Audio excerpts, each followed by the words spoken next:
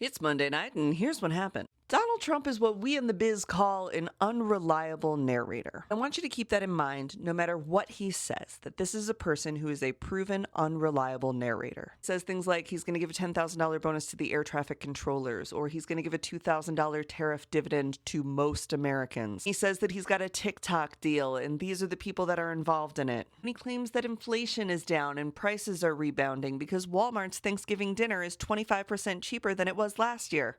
Keep in your mind, this person is an unreliable narrator. The executive branch doesn't have the budget or the authority to selectively give tens of thousands of dollars in bonuses to certain federal employees.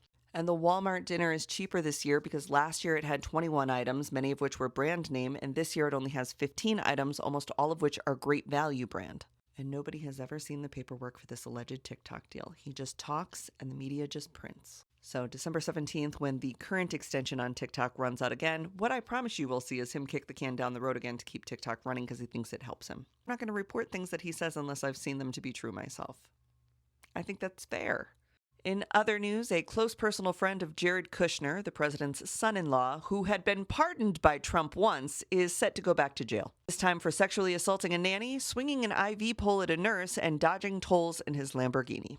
Big news in the Oval Office as Donald Trump welcomed the former leader of Al-Qaeda into the White House. Erica Kirk was back to talk about Charlie's legacy, and when she got done doing what she does, Trump called her over for a little kiss.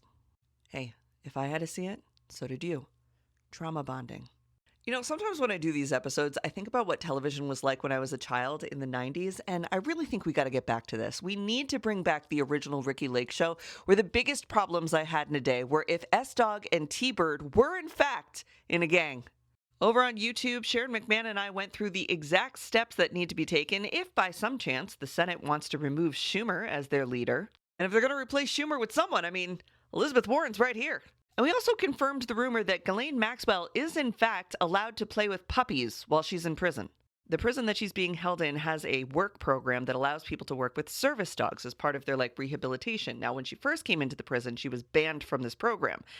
But now we're hearing that she's getting personal visits from puppies, and also that she's being given access to a computer, which is against her sentence, and there's a very high likely, I think, that they're preparing the ground for her sentence to be commuted and for her to be deported back to the UK.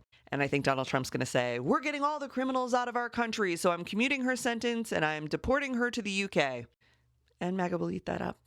Let you know when we have more on the Senate shutdown vote. In the meanwhile, go watch some Ricki Lake reruns.